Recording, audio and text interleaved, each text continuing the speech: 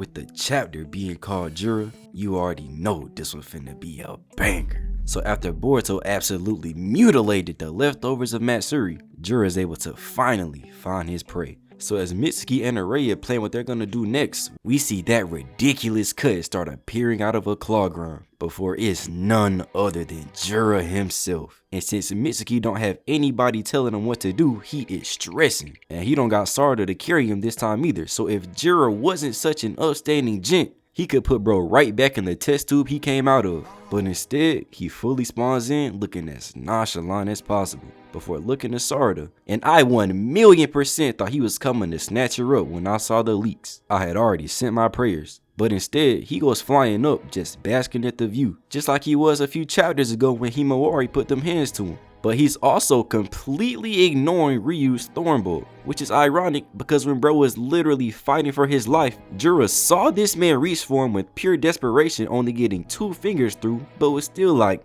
nah, you're a make-a-wish, ain't you? Not an OG. Be gone. But that's when we go back to Boruto standing over the puzzle pieces of Matsuri he left on the ground, before we see a sniper bullet go landing past him because that man Jura is at it again. I don't know what's going on with bro's aim because last time he was hitting up from long range like he was stiff. But he did miss that time too.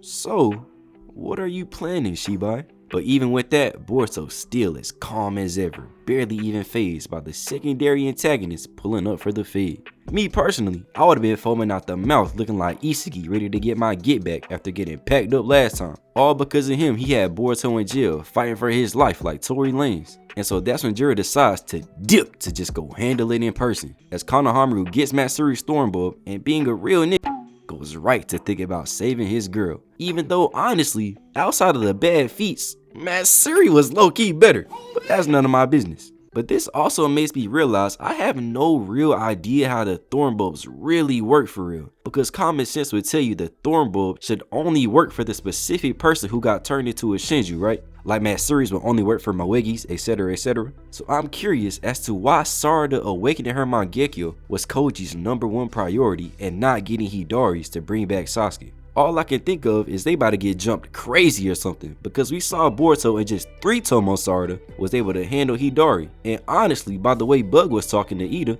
you would think Damon fights him. So why exactly would you need her to be that strong already? Leading me to think either A. Jura, B. Borushiki, or C. Damon, who could still be a possible threat if he finds out that Sarada is still a threat to Ida. But all that is still ignoring the fact we got Nine Tails Himawari in the crib by herself running around too, with Kaoki still on his villain arc. So what is Ikimoto and Kishimoto cooking? Anyway, we go back to see Boruto spreading out shuriken getting ready to hit the Minato special like he playing Storm, as he tells Konohamaru to get his bum ass out of the way. And just look at Konohamaru's face. You can tell he was finna say some corny shit like, oh Boruto, you've grown so much. But he don't even get the chance because Boruto's stressing. He dropped that nonchalant ad quick. I guess he really do got PTSD from last time. Or either Konohamaru is just that much of a bum. But now Jura is speeding towards him, even charging up his portable Beiju bomb, making Boruto have to save the day again, grabbing up Konohamaru and flying away.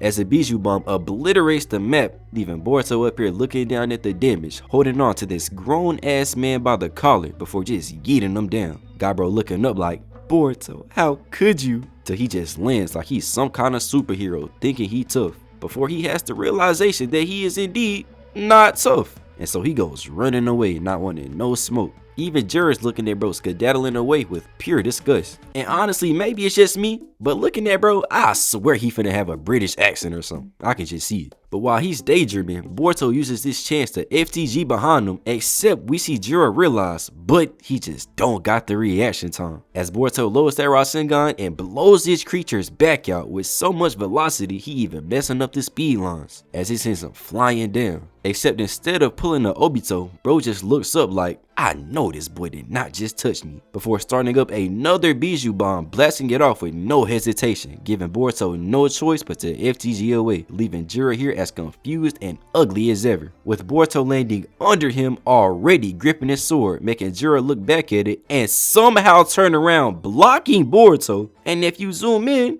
with one finger, which was completely unnecessary. Unless you think about it and he used this finger, because if he used another finger, it would have got sliced off, meaning Boruto is indeed a threat. So at least I can leave here with something. But then they both separate and Jura tells him that fighting some actual comp got his heart thumping with joy. He been fiending for this moment since the first chapter. But Boruto don't even give bro a response. Look at him. He is not in the mood. But speaking of being in the mood, on the next page we see Ida, who's low-key impressed with Boruto hanging so far, especially with how Koji's been glazing this man Jura since he was conceived. I'm talking about doing the splits, backflips, cowgirl, just riding bro crazy, like they have a literal 0% chance of beating him, which leads her to ask, he really has no chance at winning? Making him instantly say, that's right, he has no way to win. And judging by how bro's sweating, I'm inclined to believe him. So this leads to Ida saying he needs to teleport away, except Koji says he can't,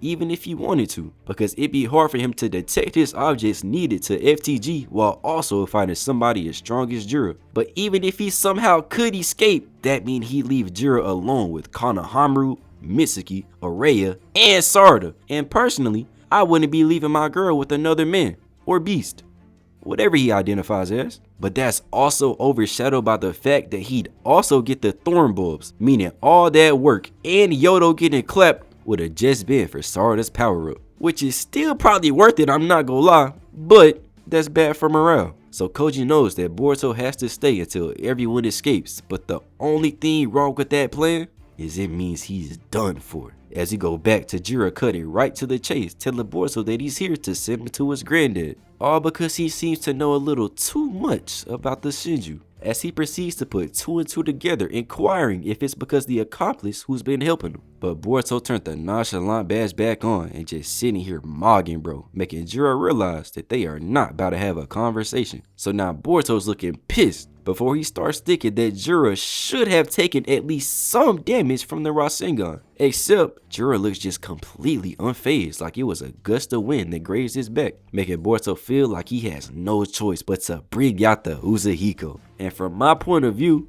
what else were you gonna do, buddy? But luckily, since Jura isn't some homicidal maniac, instead of getting straight to work, he poses to Boruto the question, what is love? And it's too bad that Sakura isn't here, because I know she'd have the answer. But instead, we get Boruto still giving them the silent treatment, leading Jura into a rant, expressing that he thinks it's a fatal weakness for humans and a side effect of being highly intelligent. Which I disagree, because it's a lot of dumb in love with stuff. But this ain't about me. As Jura relates his belief to Boruto, who knew he had a minuscule chance at winning, yet still chose to show up just to save his friends. But instead, he showed up to the place of his death.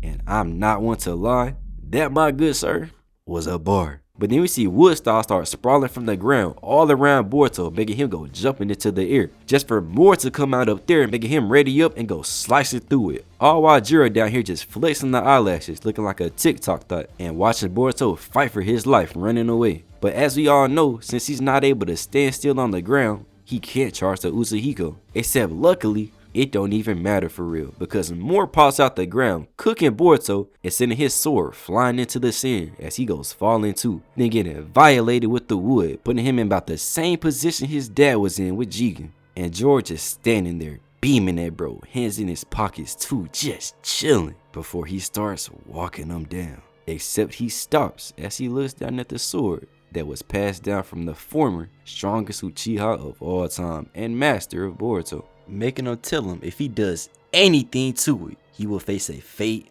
worse than death.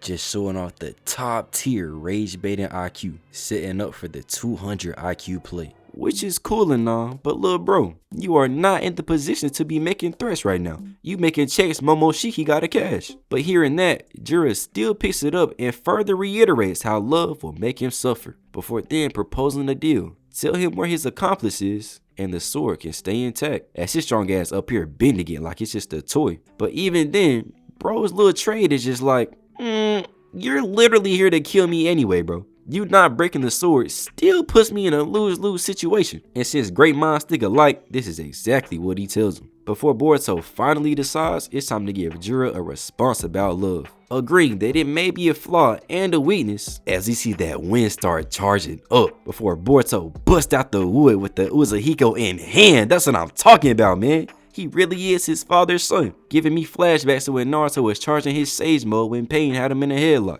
till he reminds Jura that because of that, that's why they'll never be more than trees, which I don't agree with, but who am I compared to the young lord? As he then cocks back the Uzuhiko and we see Jura look back, get it blasted again, got him leaning, as Boruto get all up in there. But now since we got a backshot POV, we can see that Rasengan earlier didn't even put a scratch on bro's fit. But that don't matter now anyway, because the Uzuhiko finna cook him.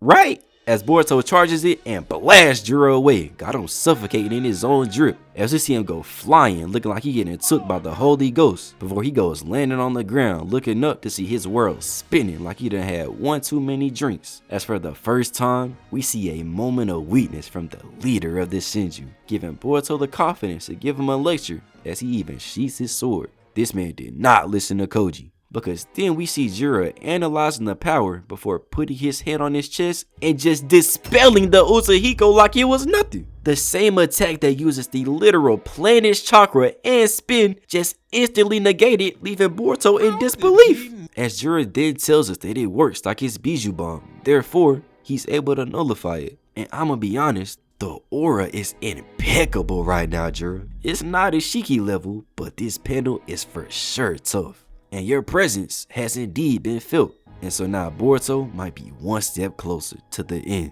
Jura promised.